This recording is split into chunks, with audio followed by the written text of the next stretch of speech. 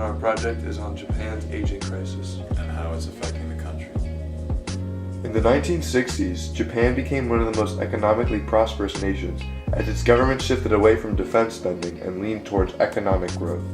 Since that time, Japan has become the world's third largest economy and the world's third largest automobile manufacturer.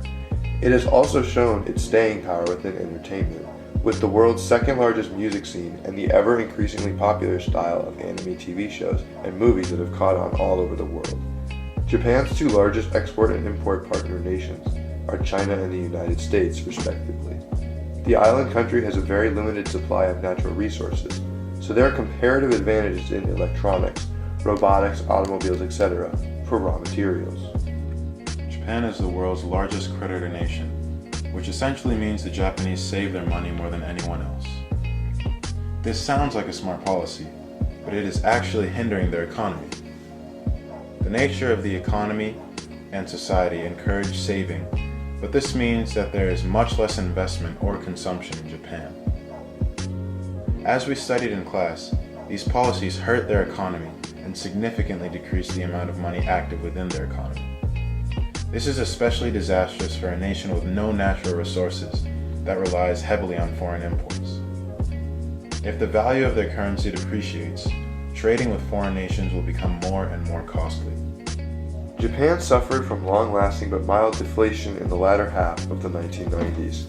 Recently, however, the country has reached an inflation rate of 2.4%. What is known about its Phillips curve is that since this inflation has taken place, the Phillips curve has shifted outward to a point closer to point A, with a relatively low unemployment and a relatively high inflation rate. One of the biggest problems facing Japan today is their aging population. Over 25% of Japan's population is aged 65 years or older, compared to 14% of the United States population. These retired Japanese citizens are collecting larger and larger amounts of social welfare from the government, and the growing elderly community often do not hold jobs, a huge burden to the Japanese workforce and government.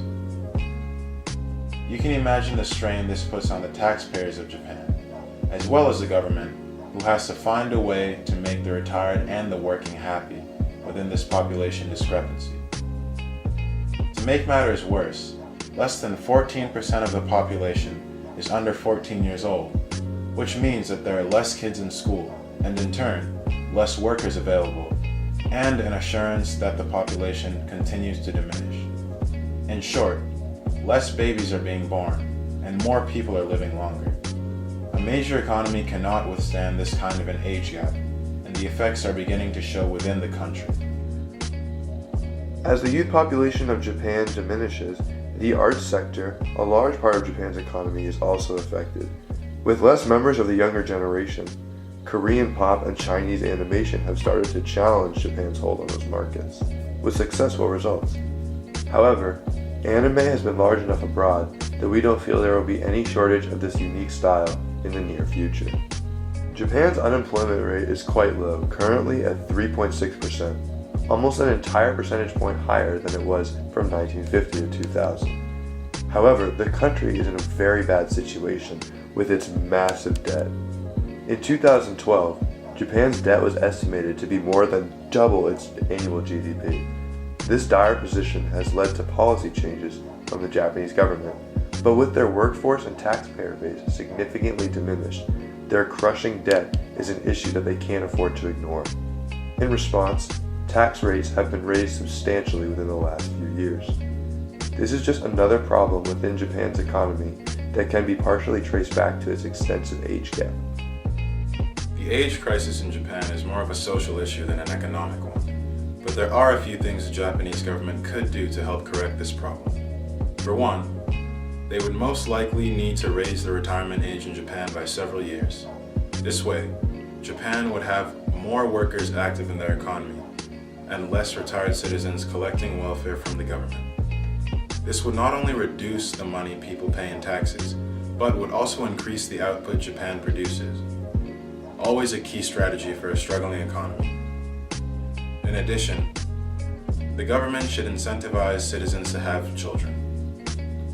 Offering paid maternity leave or government benefits for having children may cost the government at first, but if more people have children, then the next generation of laborers will be better equipped to increase productivity and care for the ever-increasing elderly community.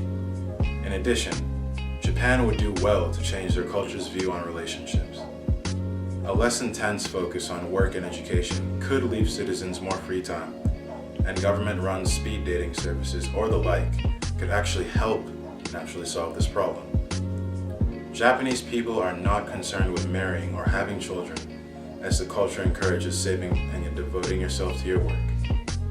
To these citizens, relationships and children would impede their ability to accomplish both of these things. If the government can rework these errors in judgment, they will be that much closer to fixing their age gap. Japan may be one of the most industrialized countries on the planet today, but that does not mean it is free from many glaring problems.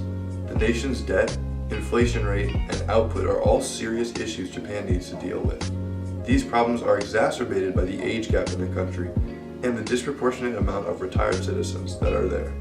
Japan's dominance in the automobile, robotics, and entertainment industries could very well be threatened, as we talked about earlier. Over the last few decades, Japan has transitioned from a force to be reckoned with to a world power in serious trouble. Japan has a lot of things to do, and focusing on their age gap would be a good place to start. The government should make the retirement age higher, provide incentives to have children, and attempt to change society's thoughts on relationships as a start. Only time will tell if Japan can pick themselves up by their bootstraps, fix these issues, and regain their spot at the height of industrialization, the envy of countries the world over.